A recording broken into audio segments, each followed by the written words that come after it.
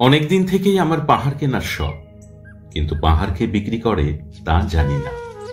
যদি তার দেখা পেতাম, দামের জন্য আটকাতো না।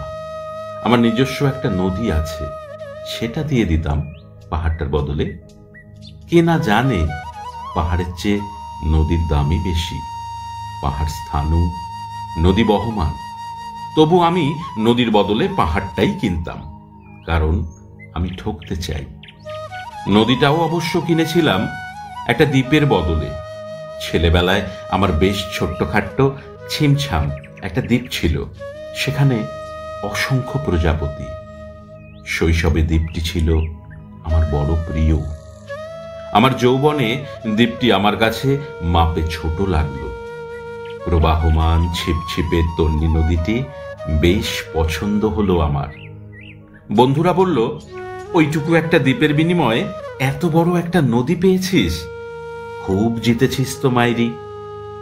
তখন জয়ের আনন্দে আমি বিহ্বল হতাম। তখন সত্যি আমি ভালোবাসতাম নদীটিকে।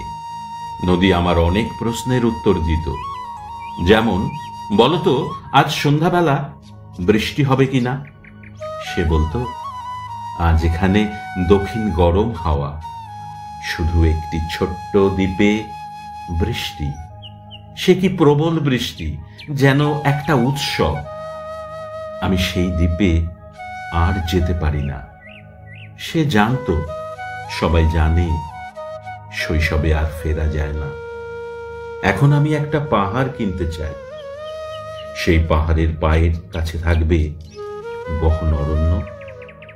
আমি সেই অরণ্য পার হয়ে যাব, তারপর শুধু রুক্ষ কঠিন পাহাড়, একেবারে চূড়ায়, মাথার খুব কাছে আকাশ, নিচে বিপুলা পৃথিবী, চরাচরের তীব্র নির্জনতা।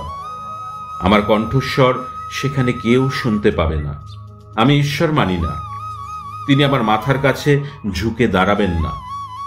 আমি শুধু 10 দিককে উদ্দেশ্য করে বলবো, প্রত্যেক মানুষই অহংকারী।